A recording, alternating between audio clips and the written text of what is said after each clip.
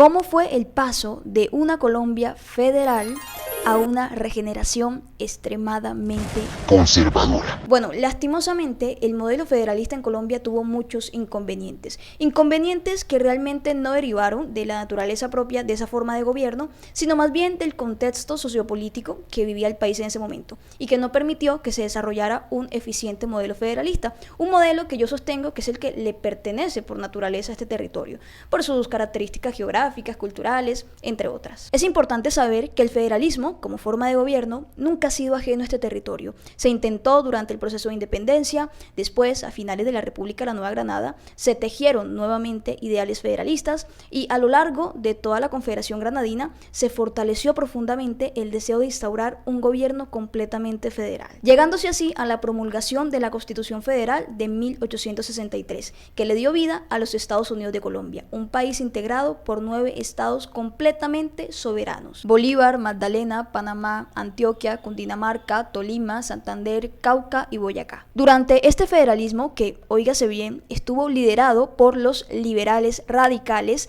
se dio una completa descentralización administrativa. Cada estado tenía su propia constitución, sus propios códigos, su sistema electoral y hasta su propio ejército. El estado se separó completamente de la iglesia, le quitó grandes privilegios y la apartó del manejo de la educación. La economía era de libre mercado y además se establecieron importantes derechos individuales como la libertad de conciencia, de imprenta, de industria, de trabajo, de educación.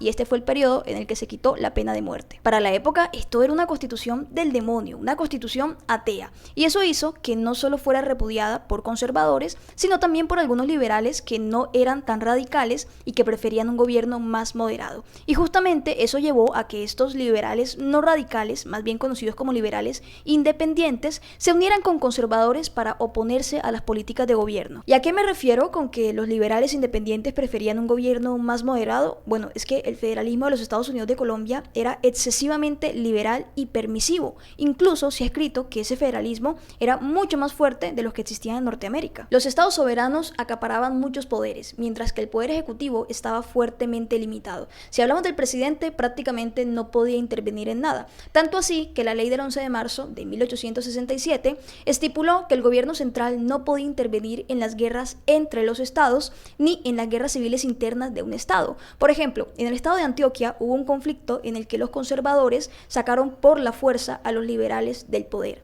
Ante esa situación, el gobierno central no pudo intervenir y no tuvo más opción que reconocer a los nuevos gobernantes. Si se dan cuenta, esto prácticamente era validar la toma ilegítima del poder, incentivando a que en los demás estados pudiera suceder lo mismo. Y sin una pena de muerte y con una legislación penal bastante débil, bastante permisiva, la gente quería hacer lo que se le daba la gana.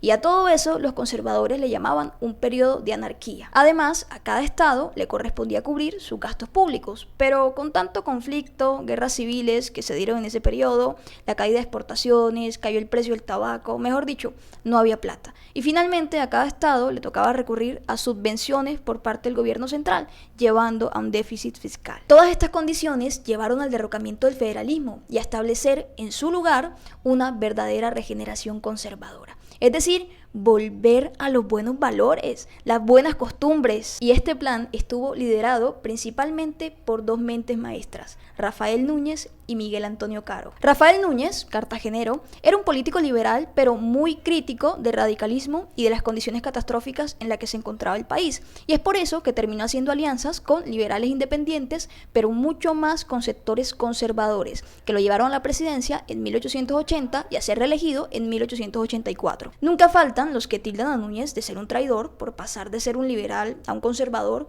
pero la verdad es que Núñez era un nuñista. A él le servía todo lo que protegiera sus intereses. Es que Núñez era un costeño en todo el sentido de la palabra. Se creía la mundial, vivía relajadito, se la pasaba más en Cartagena que en cualquier otra parte del país. Los nombramientos y las ideas de gobierno que él tenía las mandaba por telegrama. Y hasta murió en el 94, ni siquiera tuvo que pasar por la guerra de los 1000 días. ¡Qué vida, Núñez! Con Núñez llegó el intervencionismo estatal, políticas proteccionistas, centralismo y se creó el Banco Nacional para que funcionara como el banquero del Estado. Y también llegó una guerra civil entre 1884 y 1885, cuando los liberales se alzaron en contra del intervencionismo del gobierno central.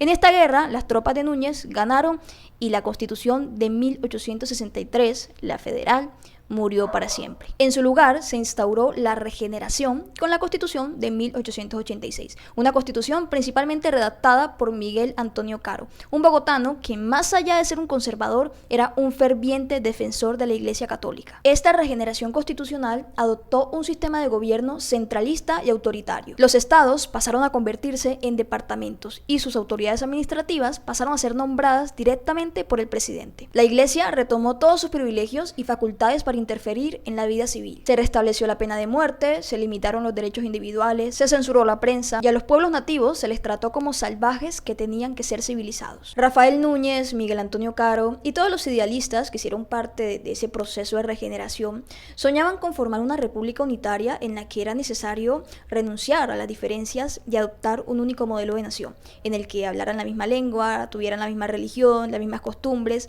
y las mismas ideologías. Rafael Núñez fue reelegido para otros 2 periodos de gobierno, pero murió en el 94. Y posterior a su muerte llegaron varios problemas económicos, mayor exclusión de los liberales y varias negligencias por parte del gobierno que desembocaron en la Guerra de los 1000 días.